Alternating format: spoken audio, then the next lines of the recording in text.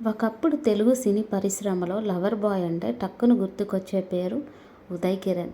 Film background లేకుండా ఇండస్ట్రీలోకి వచ్చి కేవలం తన నటనతో, తన చిరునవ్వుతో లక్షలాది మంది హృదయాలను గెలుచుకున్న హీరో. కెరీర్ ప్రారంభంలోనే వరుస హిట్లతో తెలుగు బాక్సాఫీస్ను షేక్ చేశాడు ఉదయ్ కిరణ్.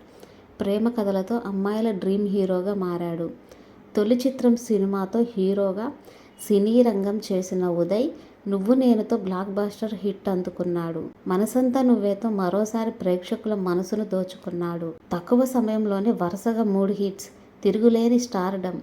కానీ ఆ తర్వాతే మొదలైంది అతని జీవితంలో మరో దశ. వరుస ఫ్లాపులు, వ్యక్తిగత జీవితంలో సమస్యలు, కెరియర్లో అవకాశాలు తగ్గిపోవటం ఇవన్నీ కలిసి ఉదయ్ కిరణ్ను తీవ్ర మానసిక ఒత్తిడికి గురి చేశాయి.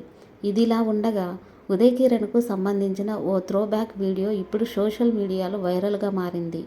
ఆ వీడియోలో తన జీవితం, కెరీర్ గురించి ఓపెన్గా మాట్లాడిన ఉదయ్ కిరణ్, నా బర్త్డే సందర్భంగా అందరూ ఆశీర్వాదాలు ఇవ్వండి, లక్ కావాలి, హ్యాపీ బర్త్డే అని చెప్పండి అని అన్నారు.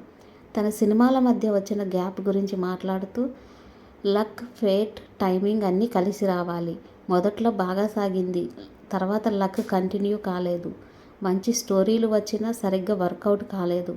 తమిళంలో కూడా చాలా స్క్రిప్ట్స్ విన్నాను, కానీ కమర్షియల్ సక్సెస్ రాలేదు.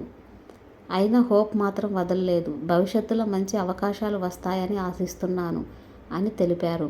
తనపై వచ్చిన విమర్శలు, రూమర్లపై స్పందిస్తూ క్రిటిసిజం వచ్చింది. కానీ అదే సమయంలో ఫ్యాన్స్ నుంచి చాలా ప్రేమ కూడా దక్కింది.